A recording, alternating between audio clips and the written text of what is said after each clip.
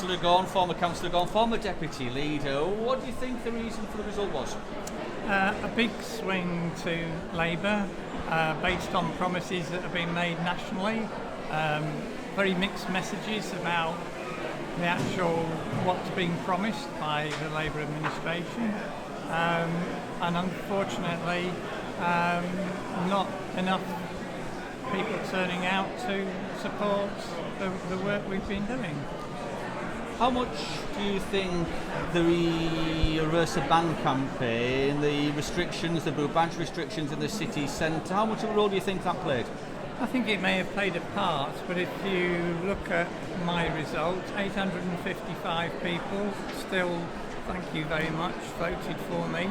And I still think that the Greens have got an important role to play. We will certainly be demanding, as Labour quite rightly were in opposition, we will be demanding to see the policies that they've promised in this election put into practice.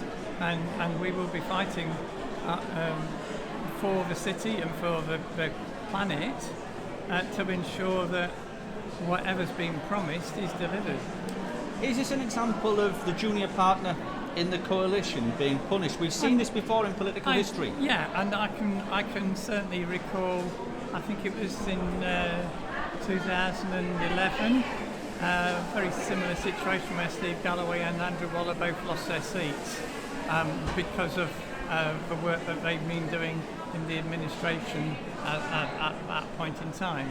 And unfortunately, the politics in York is such that we have a seesaw situation, and I can sure that many people will remember the James Alexander administration, which was Labour overall majority, and you know, the proof will be in the pudding as to what they can deliver if they're forming a majority as is currently looking likely. But how's it looking for the rest of the day for the Greens? I know only a relatively small number of wards have declared, but your national leader put massive pressure on you by saying she was expecting you to double the number of seats in the city. How did you feel about that, and how are you thinking the rest of the day will go? I think the biggest influence on this has been the national focus on wanting to get rid of Conservative government, and it being seen as an opinion poll, if you like, on Labour nationally. I think there's a lot of Labour supporters are disillusioned by Keir Starmer, but on the other hand, they've clearly, if you look at the picture nationally, winning seats elsewhere in the country on the back of promises, some of which have been very dubious. I have to say that I am very disappointed in the negative campaigning that Labour have been doing, and I think it's a sad reflection on politics as a whole if negative campaigning and negative messages win seats. How are you feeling personally, Andy? Because it's a democratic process, but it must feel like a personal rejection after all those years that you've been a member of the council. It is, and as I said, there's still nearly 1,000 people in my ward voted for me in spite of everything, and I think that is a testament to the work that we've done for the ward and for the city. You know, our achievements as part of the administration, as you're saying, as a junior partner, we have delivered on affordable, sustainable housing, on transport changes. The Labour administration, if that is what happens, will now need to be able to demonstrate all the challenges that they've been making of the administration. Can they deliver it? And final question, will you make a comeback?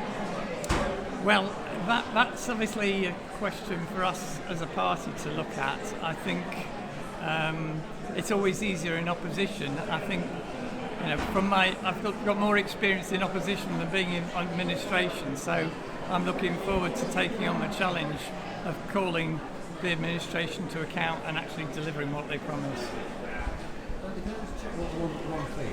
Sure. You said about negative campaigning. Was that on a national level or is that on a local level? On both, to be honest.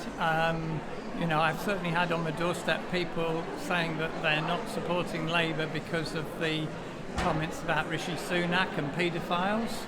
I've had comments from people saying that they've been misled by the information, confused.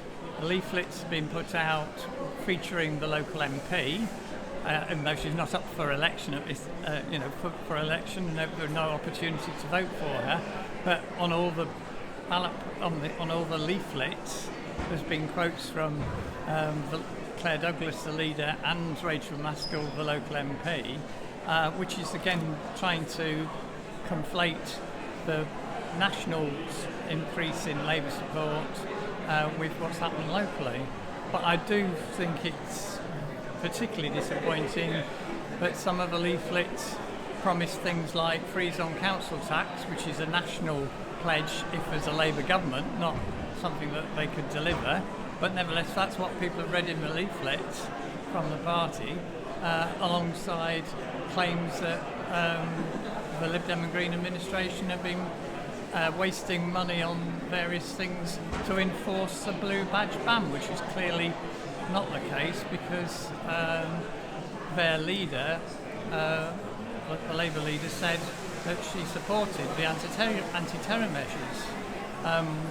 What I think is of most concern to me now is that the commitments we've made to try and keep people safe in the city has to be respected, and we have to work to improve disabled access alongside that.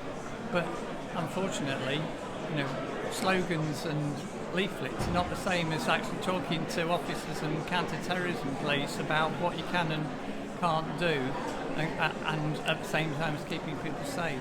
I'm very much up for working with councillors on finding the safest way to do that, but we cannot risk people's lives by taking rash decisions, even if they were part of a political pledge that was made on some leaflets.